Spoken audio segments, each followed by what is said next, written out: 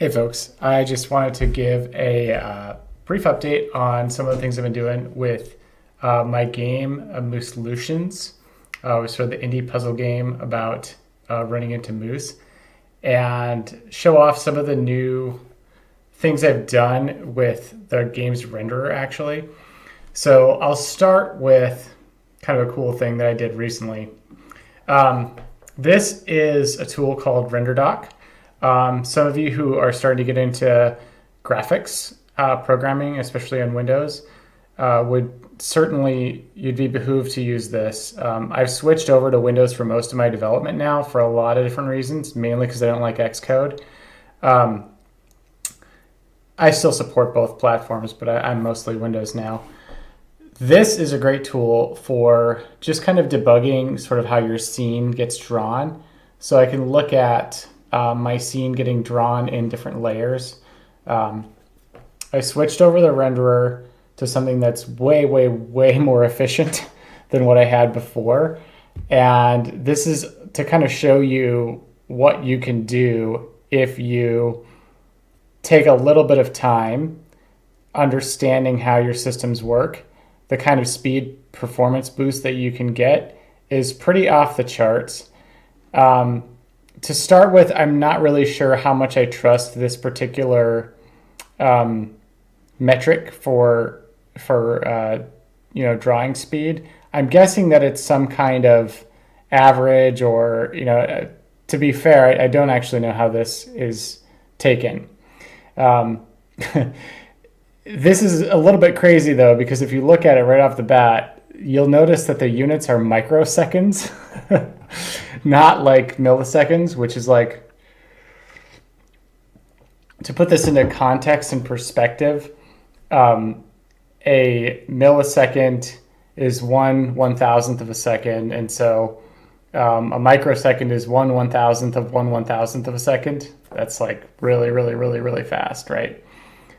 So 72 of those, or, I think 0.072 milliseconds. So if you have a screen that's drawing at like 60 frames a second, right?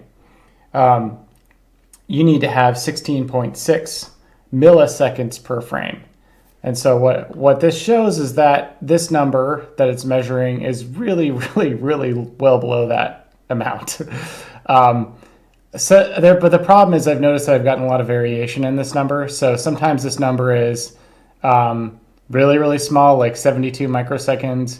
Sometimes it's a little bit larger. It'll be like 500 microseconds. Very rarely do I ever see it get above 1,000 microseconds or 1 millisecond.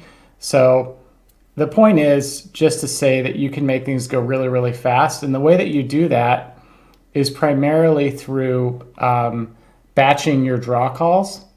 So what I've got here is, you notice that as this works through my scene, the first thing that it does is it clears the render target view, which is basically in DirectX 11.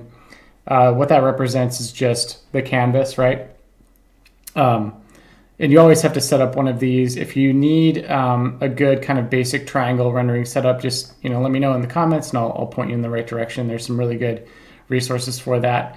But so the first thing we do is we clear it, and then what we're doing is we're going to draw the first set of tiles here. And I have this on wireframe. You can also just do no overlay, and you'll see that this first draw call just gets all of the grass down kind of, and also these like sort of tree borders that are in the game, right? So I have this kind of tiled tree border system going on.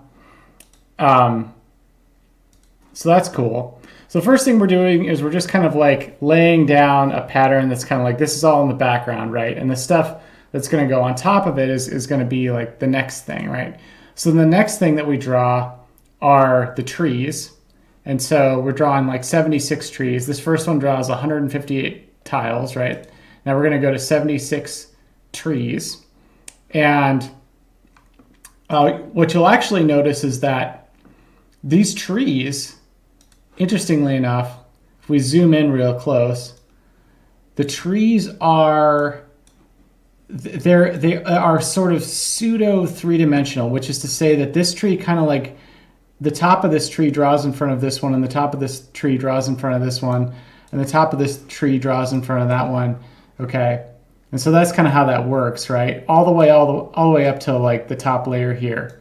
So it looks, even though it's pixel art, it looks three-dimensional because of the way that, essentially because of the way I've got this sort of Z layering working.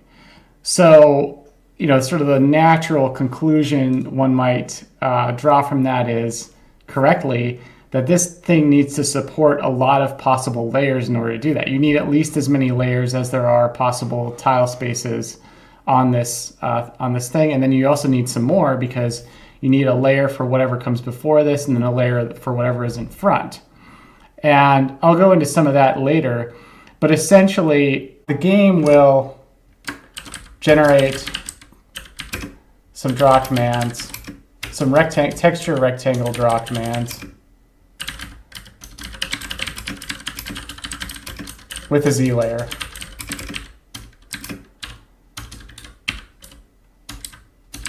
In them. Okay, so so in order to draw the scene, right, the first thing we got to do is we got to start at the individual rectangle draw command. So every single one of these things that's we call this a quad, that's being drawn is actually a rectangle, right? And there are, probably about 500 of these commands, roughly, maybe more like 400 or so of these commands that need to be sorted. So we're going to draw every single one of these rectangles, and they're all going to have sort of a Z layer that corresponds to where that's going to go, sort of like a draw order, right? And we're going to do all of this work on the CPU. So the CPU is going to, first of all, get this huge array of draw commands from the game with Z layers.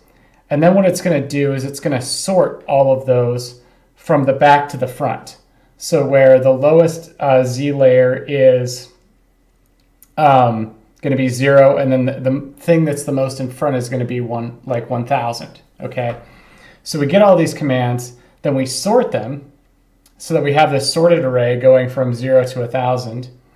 And then after that, what we'll do is we will batch draw all of those quads, starting from the beginning to the end, and we'll organize them into draw calls that are based on using the same texture atlas, which is essentially what this thing does.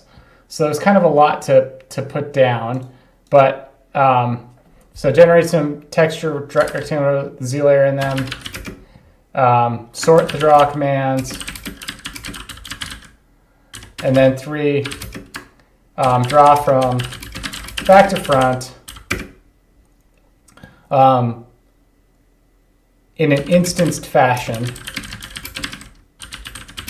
only finishing a draw call when you need to switch textures. And that's how you get the sort of efficiency and flexibility with this kind of a 2D rendering system that I have. So this final draw call is actually, and I'll get rid of the wireframe mesh. The final draw call is looking at, actually I'll bring that back, is looking at the title screen on top of that. So that's yet another kind of layered, ordered, instanced draw thing. So the only reason, what I would say is that the big inefficiencies come from, what I've noticed with Direct 3D is inefficiencies come from too many draw calls. So this right here is what I would call a draw call. So it's a command over to Direct 3D to draw 158 of these textured rectangles, right? And then this is another draw call to draw another one, right? So I'm able to, what I've set up is a system that allows me to have minimal draw calls, right? Only 3 of them. But I've also got a lot of layers that it supports. It supports 1,000 possible layers that all of these textures could go on. The big thing to know is switching textures is the problem here. So switching textures is the thing that forces us to do another draw call. And the reason for that is because you have to bind a texture to your draw call with Direct3D or really most graphics libraries. So first thing we do is we queue up a bunch of stuff that we're going to draw, a bunch of different rectangles, and then we bind a texture. In this case, the texture that I'm binding to it is actually something, let me try and pull that up. Pull it up from Sprite here.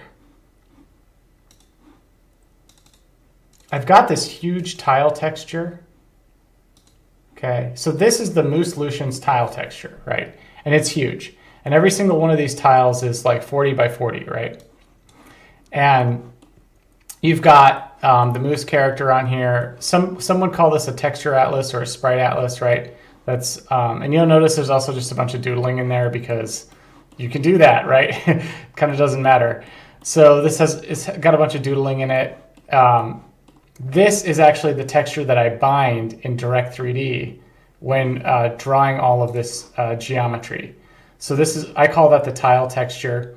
And so the first layers, to do just the regular tiles, I use this texture, which is 40 pixels by 40 pixels. And then in order to do the trees, because the trees are a different dimension per sprite, they're like 50 tall by 40 wide, I have to bind a different texture. So I have to bind a texture atlas that has the trees in it, okay? And so I draw as many as I can from back to front for that section of layers.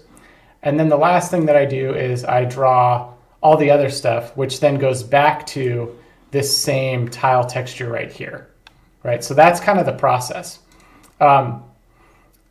If this really does allow you to support a lot of different types of texture atlases to do the drawing. You could probably support a lot. However, if your game, just due to the way that you've set up your scene, has a lot of switching between textures as you go through those layers, a term for that I might call that is like thrashing.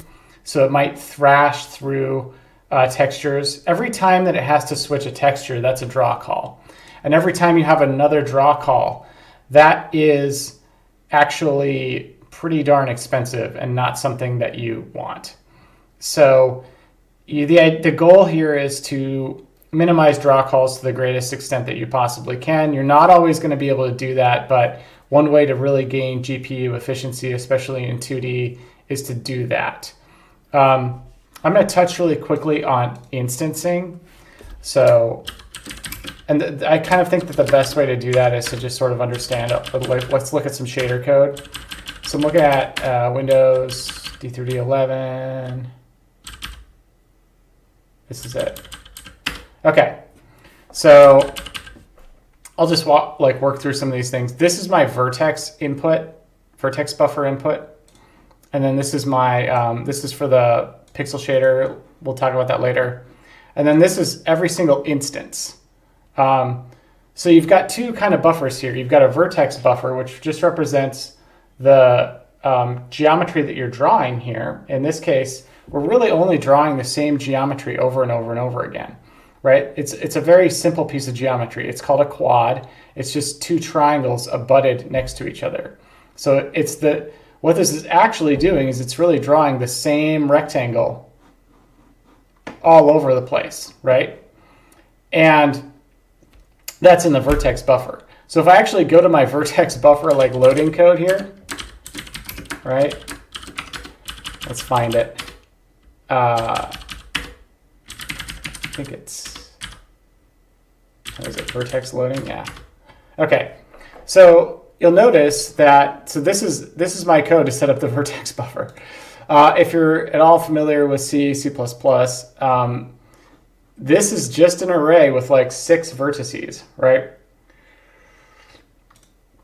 Specifying the geometry location and the UV texture lookup coordinates. And it specifies a triangle where the left side of the triangle is at -1/2 of a unit, and then the right side of the triangle is at positive 1/2 of a unit. Generally speaking, with most 3D models, once you get into 3D, you want the whole thing to fit within 1 unit. And then what you do is you use a series of matrix transforms to get from this thing that is just like a quad, like 1 unit, having coordinates in a single unit, to then finally having coordinates in what's called normalized device coordinates, which is actually what's on the screen itself. And so we go through a series of matrix multiplications and transforms that then result in something the GPU can understand, which is to say, fill in these triangle coordinates over here, and fill in these with this texture over here, and fill in these with these texture over here. And you can use these matrix multiplications to do a bunch of different things. You can use them to move the same quad into a certain space on the screen. So that would be called like a transform matrix. You can also use them to rotate. You can use them to scale. You can really use them to do a lot of different things. And in this case, let's see if I can find it.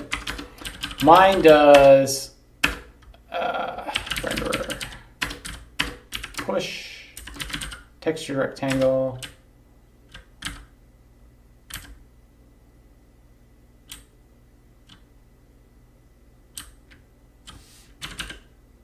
Yeah, okay, here it is. So this is the code to do it on, I believe, Windows. Yeah, it is Windows. It's very similar on Mac OS, very, very similar. But essentially what we do is we have a minimum, maximum, and we have a scale matrix that kind of looks like this. In 2D, you use a 3x3 matrix, 3x3 matrices that you multiply. In 3D, you actually use 4x4 matrices. So the dimension of the thing, of the vertex that you're trying, or the geometry that you're trying to manipulate, determines the matrix that you're going to use. So you really could just remove 1 column and 1 row to do a 2D version of this, which is kind of cool. It's actually very interesting that I learned 3D, or I learned 2D, how to do 2D better by learning 3D first. So if you're kind of wondering like which of these should I learn first, I would say just like it doesn't matter, pick 3D and you'll probably learn a ton more about 2D just from that process. So we first apply a scale matrix, and then determine how much we want to translate the same geometry in the X direction, and then how much we want to translate it in the Y direction, and then we make a translation matrix. So what this is saying is, start where it is minimum in screen coordinates, and then add half of the scale, and then that's as much as you want to translate it. And then Y is a little bit different because I've inverted the Y-axis for my convenience. So yours might be a little bit different, but my Y-axis is inverted. And so similar thing, start at the minimum, and then add in some kind of scale factor, and then you get this translation matrix. And then you get another, because this is matrix multiplication, to get what's called a transform matrix. We take the scale matrix, we multiply it by the translate matrix, and now we have this transform matrix. And then we're on the CPU side, we're just going to stop right there. And then what we do is we actually move that over to the GPU, which handles the rest. So on the GPU, it's going to be like this, where we've got, and y'all, like Direct 3D is a little bit weird. Maybe I'm wrong with this, but like you can't just store a full matrix like this, or at least like it's tough to bind it to an instance buffer this way. So I actually had to break the rows down and then reconstruct it, just so you understand that this is not, doesn't look super elegant, but it works. So this is my vertex shader right here. So the first thing that I do is I construct a transform matrix, right? 3x3 transform matrix using my instance buffer. That's this. So I pass the instance buffer in here. And then I get a position vector. So what this is essentially is, remember that this input.pose is actually from the vertex buffer, which is just those same 6 vertices, right? So I'm kind of starting with this like default quad, right? I'm getting this position vector. And then what I'm going to do is I'm just going to multiply, to transform the position, I'm going to multiply it times my transform matrix that I've constructed here in this shader. And then I'm going to get sort of I'm going to start with that transit. So right now what we are, there's a thing that you'll hear in 3D. It's called model view projection, right? And this is not bullshit. It's not like model view model. This is actually like a real thing. And it's genuinely a useful way of thinking like about a series of matrix transforms that you actually have to do that will be like legitimately useful. So we start with our model representation of the geometry, which is this sort of bounded by 0 and 1, -1 and -1 on -1 and 1 on both sides. And then what we do is we multiply that by another matrix, which is what's called kind of the world matrix, or the transform matrix, which puts that geometry into world coordinates, right? And then from there, so transformed position is essentially, that's in world coordinates, right? Now what we have to do is apply what's called the projection matrix. And that's kind of what this is. So there's this last step where you have to go from what's called world coordinates to normalized device coordinates, which usually in 3D requires a much more complex kind of a matrix. But in 2D, you can kind of fake it with some different things. So what this is essentially, it's sort of like a cheating kind of a way to apply a transform matrix and take coordinates which are in this sort of screen dimension kind of reference frame, and it's going to transform that into the same thing, but on the left side is -1 and on the right side is 1, and similarly in the y direction. And that's what's called normalized device coordinates. So this is essentially applying what's called a projection matrix. Once you have those coordinates, you just pass it on over to the fragment shader, which is at that point like the hard part's done, because all you got to do is you've got to just you've got the pixel and you've got to like sample that from the source texture to figure out what pixel color is going to be drawn at what particular pixel point location. And so that's kind of, in large part what that's done. I can show you sort of some of the things that you would do on Windows. On Windows, we've got, so this is the part where we bind. So you have to like bind the, you have to bind the instance buffer to your actual shaders. That's what this does. So you'll see that we've got this is the vertex buffer, and then here's all of the instance buffer data. So for each instance of a quad that we want to draw, or a particular textured rectangle, we have this transform matrix, and then we have a sort of a texture lookup that we want to do, like what index in the texture atlas, where is that located? That's what that's for. And then I also do a little bit of alpha blending on some of this stuff, so that's also in there. And we have to, in my case, I have to allocate an instance buffer per different type of texture atlas that this game uses. It uses, I think, like 3 of them. And then finally, at the bottom here, this is sort of inside the draw loop after we've updated everything, and now we're kind of going through and drawing stuff out. Really, it's starting from back to finish. So I've got these command buffers, and what I do is I get the smallest Z layer in my arrays of commands, and I start there.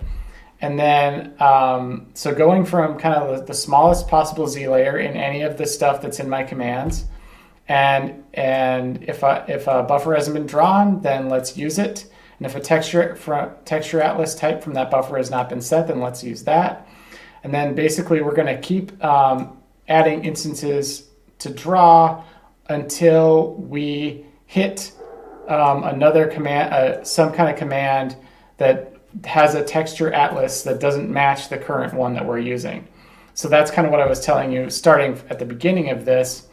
Um, in this case, we draw from 0 to 158 as far as we can draw from the back to the front using this same texture atlas with the 40 by 40 pixels. And then we stop because we have to switch to another texture. And then we draw as much stuff as we can in those layers, right? So we draw all the trees until we have to switch textures. And then we stop and we switch textures. And then finally, we draw the remaining ones for the title screen and the text and all that stuff. And then that's kind of it. So that's essentially how this thing works. Very, very GPU efficient and reasonably flexible for what I would say are pixel art games. As I've noted, this is like way, way, way more speed than you would ever need in a game engine. So part of this is sort of an exercise in just saying like, hey, isn't it cool to see like just how fast you could make a retro game draw? And that's like how fast, right? Which is kind of insane. I don't know, maybe there's some like interesting things you could simulate as a consequence of that, but generally like most monitors wouldn't be able to draw that fast, so I don't really know what kind of benefit you would get out of it, but it's cool to know. And this is now kind of like the base of my game engine, right? So this is actually, I'm going to take this thing that I built here, and I'm already using it in the Moose game right now. So the Moose game is probably like the fastest pixel puzzle game in existence. Go give it a try. It's called Mooselutions. And I'm going to take this thing that I have, and I'm going to like, now it's mine. I own it, right? I own all the IP, and I'm going to use it for this other game that I'm prototyping in 2D, and we'll kind of go from there. So it's cool because, once you've built, like, I have this now, right? Like I have this as a reference. I can now use it in future projects. It's mine. I understand it. And I can really optimize the heck out of it. I can make sure that things are going, reasonably fast. Could you improve upon this? Maybe, probably a little bit, but like I said, it's more about reducing these draw instance calls. So what I would probably do if I wanted to make this faster, I would probably try and find a way to like jam all of the textures into a single texture atlas so that we didn't have to switch texture atlases. And that would result in fewer draw calls. So then it would be like one draw call, one single instance draw call. And that can have positives and negatives. The main reason that the trade-off that I'm sort of making here is I'm buying a little bit of convenience for myself with storing different size textures in different size texture atlases. So that convenience is what, it costs me like a few microseconds, but overall I think it's worth it, worth the trade-off. This runs well under 60 frames a second. So I'm willing to kind of accept that trade-off. And that's really what a lot of this stuff is. It's more about what trade-offs are you willing to accept? Like first understand the picture of like set up things so that you can understand what you're actually optimizing here. Like what does the performance actually look like? Let's start there, right? And then notice, where is it actually really, really inefficient and what thing can I get rid of? Because initially what I had here was a thing where for every single one of these textured quads, I actually had a draw call. And that thing is like totally not scalable, right? So that thing I was drawing the whole scene at, I think it took me 3 milliseconds to draw the whole scene. And it still worked, and it's still under 16 milliseconds per frame, but I just figured that, that kind of thing doesn't really scale all that well. It doesn't, you couldn't build a game like Factorio on top of that, right? Because Factorio has so many little widgets and whizzle-a-donkers that it draws. This kind of thing, it's really able to draw quite a lot more in a much shorter period of time. And so I saw that. I saw that that was pretty darn inefficient. I had seen that there are examples of things that are much better, and so with a few tweaks over the course of a handful of days, I managed to get it into a pretty good spot. So that's all I wanted to show you. If you have any questions or things you'd like me to cover, perhaps in more detail, just leave a comment below. I can go over some of this stuff. I'm thinking I might also update my 3D renderer example code just to show you like what you can actually achieve here. But perhaps something like I don't know.